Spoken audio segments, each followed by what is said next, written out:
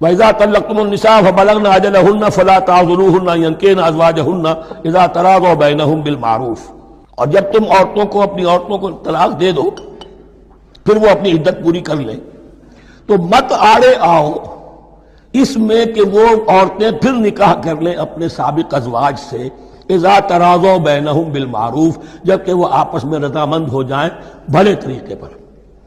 یعنی اگر طلاق مغلظ نہیں ہے، دیکھیے ایک طلاق ہوتی ہے بائن، پہلی طلاق دوسری طلاق، یہ جب تک عدت ختم نہیں ہوئی طلاق رجعی کہلاتی ہے، اس کے دوران شوہر کو رجوع کرنے کا حق ہے۔ عدت پوری ہو گئی اب یہ بائن ہو گئی، اب شوہر اور بیوی کا جو رشتہ ہے ٹوٹ گیا۔ اب اگر نکاح ہوگا تو دوبارہ ہوگا، اس میں عورت کی مرضی کو دخل ہے۔ عدت کے اندر عورت کی مرضی کو دخل نہیں ہے، لیکن عدت کے بعد اب عورت کو اختیار ہے، اب تو نکاح ثانی ہوگا سوائے طلاق مغلظ کے۔ تیسری طلاق اگر ہو گئی ہے تو پھر جب تک اس کا نکاح کسی اور سے نہ ہو جائے وہ بھی طلاق دے دے تو ان کے درمیان نکاح نہیں ہو سکتا۔ گویا کہ یہ دو طلاقوں کے بعد اگر پھر یہ لوگ جبکہ طلاق بائن ہو چکی ہو وہی عورت وہی مرد پھر نکاح کرنا چاہیں تو اب تم آڑے مت آؤ۔ ہوتا کیا ہے، عورت کے بھائی ہیں، اب انہیں غصہ چڑھا ہوا اس بدماش نے یہ کچھ کیا تھا، اس نے تمہیں ایسے ایسے ستایا تھا، اس نے یہ کیا تھا، اب تمہیں ہم شادی نہیں کرنے دیں گے اس کے ساتھ۔ نہیں، یہ کام تمہارا نہیں ہے۔ اگر وہ اذا تراضوا بینہم، اگر وہ باہم راضی ہو جائیں تو تم اب ان کے آڑے مت آؤ بالمعروف۔ ذالک یوعظ بہ من کان منکم یؤمن باللہ والیوم الآخر، یہ وہ چیزیں ہیں جن کی نصیحت کی جا رہی ہے تم میں سے ان کو جو واقعتاً ایمان رکھتے ہو اللہ پر اور یوم آخر پر۔ ان کے اندر ایمان ہی نہیں ہے، ان کے لیے یہ سارا جو ہے بھینس کے آگے بین بجائے جاؤ کیا حاصل ہے، وہ تو پھر اس کو کوئی فائدہ نہیں پہنچے گا۔ ذالک یوعظ بہ من کان منکم یؤمن باللہ والیوم الآخر ذالکم ازکی لکم واطہر، یہ طریقے جو ہیں تمہارے لیے زیادہ پاک ہیں، زیادہ عمدہ ہیں۔ واللہ یعلم وانتم لا تعلمون، اللہ جانتا ہے تم نہیں جانتے۔ اپنی عقل کو مقدم نہ رکھو، یہ اللہ کا علم ہے، اسی نے عورت کو بنایا اسی نے مرد کو بنایا، اسے مرد بھی عزیز ہے عورت بھی عزیز ہے۔ الخلق عیال اللہ، حضور نے فرمایا تمام مخلوق اللہ کے کنبے کے مانند ہے۔ اللہ کو تو اپنا ہر انسان مرد ہو یا عورت ہو محبوب ہے، پسندیدہ ہے، اس کی تخلیق ہے، اس کا شاہکار ہے، لیکن یہ کہ وہ جانتا ہے کہ عورت کے کیا حقوق ہونے چاہیے، مرد کے کیا ہونے چاہیے۔ لہذا واللہ یعلم وانتم لا تعلمون والوالدات یرضعن اولادہن حولین کاملین، اور والداؤں کے لیے، ماؤں کے لیے ضروری ہے کہ وہ اپنی اولاد کو 2 سال دودھ پلائیں پورا۔ اور یہ خاص طور پر یہاں تذکرہ ہو رہا ہے جب طلاق کا مسئلہ ہو۔ اب طلاق ہو گئی، شوہر تو علیحدہ ہو گیا، شوہر کہتا ہے بھائی میرا بچہ تو میرا ہے، قانوناً تو اولاد شوہر کی ہوتی ہے، لیکن تم اسے دودھ پلاؤ، تو 2 سال تک وہ عورت انکار نہیں کر سکتی، دودھ پلائے گی۔ لمن اراد ان یتم الرضاعہ، جو شخص چاہے کہ یہ رضاعت پوری کروائے اپنی سابقہ مطلقہ بیوی سے۔ وعلی المولود لہ رزقہن وکسوتہن بالمعروف، لیکن اس عرصے کے لیے جس کی وہ اولاد ہے یعنی شوہر جو سابق ہے اس کے ذمے ہے اس کا رزق اور اس کا لباس، جسے ہم نان نفقہ کہتے ہیں۔ 2 سال اگر اس نے دودھ پلانا ہے اس ماں نے، مطلقہ ماں نے اپنے طلاق دینے والے شوہر کے بیٹے کو یا بیٹی کو، تو اب اس عرصے کے دوران اس کا نان نفقہ اس کے ذمے ہے، باپ کے ذمے ہے، بالمعروف، بھلے طریقے سے۔ یعنی یہ کہ ایسا نہ ہو کہ ہے تو کروڑ پتی لیکن اب وہ اس کو بیوی کو مطلقہ کو وہ دینا چاہے نان نفقہ اپنی خادماؤں کی طرح کا، نہیں، وہ ہونا چاہیے معروف طریقے پر۔ لا تکلف نفس الا وسعها، کسی پر ذمہ داری نہیں ڈالی جاتی مگر اس کی وسعت کے مطابق۔ لا تضار والدۃ بولدہا، نہ تو تکلیف پہنچائی جائے والدہ کو اپنے بچے کی وجہ سے، ولا مولود لہ بولدہ، نہ جس کا وہ اولاد ہے، جس کا وہ بیٹا یا بیٹی ہے یعنی باپ، نہ اس کو تکلیف پہنچائی جائے۔ کوئی لا ضرر ولا ضرار، حضور کی حدیث ہے، دونوں کے ساتھ منصفانہ سلوک کیا جائے۔ وعلی الوارث مثل ذلک، اب فرض کیجئے وہ شخص جو تھا طلاق دینے والا وہ تو مر گیا، تو وارث کے ذمے، اس کا جو وارث ہے اس کے ذمے نان نفقہ رہے گا، اس کے اپنے مرحوم والد کی اگر اولاد اس کی کسی مطلقہ بیوی کے پاس ہے 2 سال تک دودھ پلانے کے لیے۔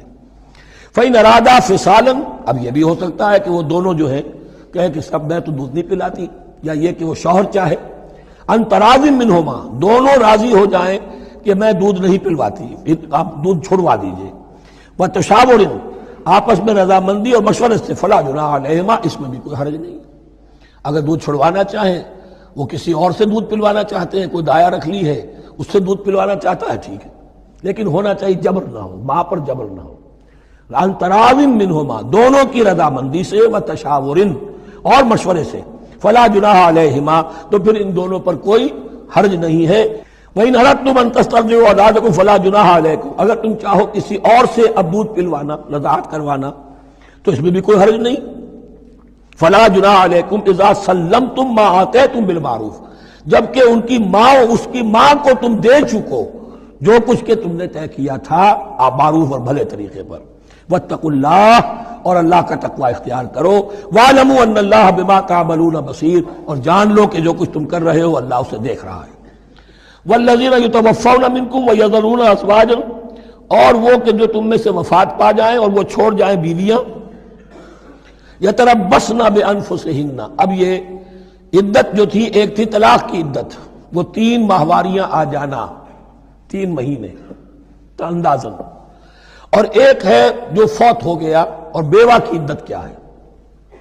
والذین یتوفون، جو تم میں سے وفات دے دیے جائیں، منکم تم میں سے، ویذرون ازواجا، پیچھے بیویاں چھوڑ گئے ہوں، یتربصن بانفسہن 4 اشہر وعشرہ، وہ روکے رکھیں اپنے نفسوں کو 4 مہینے اور 10 دن،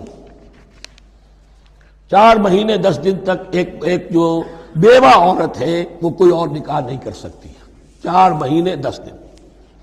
فَإِذَا بَلَغْنَ أَجَلَهُنَّ، اور جب وہ اپنی اس مدت تک پہنچ جائیں، یعنی پوری ہو گئی مدت عدت کی، فَلَا جُنَاحَ عَلَيْكُمْ فِي مَا فَعَلْنَ فِي أَنفُسِهِنَّ، تو تم پر کوئی گناہ نہیں ہے اس معاملے میں جو وہ اپنے بارے میں کریں۔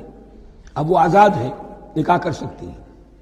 اب تم روکنا چاہو، ہماری ناک کٹ جائے گی، یہ بیوہ بیٹھ نہیں سکی، اس سے رہا نہیں گیا، نہیں، غلط بات، تمہارا کوئی اختیار نہیں۔ لا جناح علیکم فیما فعلن فی انفسہن بالمعروف، کرے نیک طریقے سے، بھلے طریقے سے، شریعت کے مطابق، قواعد شریعت کے مطابق، تو تمہارا اختیار نہیں ہے کہ روکو۔ واللہ بما تعملون خبیر، اور جو کچھ تم کر رہے ہو اللہ اس سے باخبر ہے۔ ولا جناح علیکم فیما عرضتم بہ من خدمۃ النساء واکننتم فی انفسکم، اب یہ انہی بیواؤں کا ذکر ہو رہا ہے، تم پر کوئی حرج نہیں ہے کہ جو تم اشارے میں کوئی بات اور پیغام دینا چاہو کسی بیوہ کو، اشارے کنائے میں، لیکن یہ کہ اس میں عدت کے دوران نکاح تو نہیں ہو سکتا، اشارے کنائے میں یہ کچھ بات کہی جا سکتی ہے کہ مجھے دلچسپی ہے، شاید میں کوئی بھی طریقہ اختیار کیا جائے۔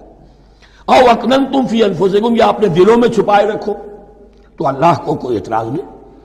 اس میں یہ کہ ظاہر بات ہے کہ ایک آدمی علم اللہ انکم ستذکرونہن، اللہ کے علم میں ہے تمہیں ان کا خیال تو آئے گا ہی، آخر یہ عورت تھی، بیوہ ہو گئی ہے، اب میں اس سے شادی کر سکتا ہوں، آپ کو رغبت ہے اس کی طرف نکاح کی، تو اب کوئی آدمی سوچے میرے دل میں خیال آ رہا ہے بیوہ کے بارے میں، میں تو گناہ گار ہو گیا، میرا دل گناہ گار ہو گیا، نہیں، یہ قانون فطرت ہے۔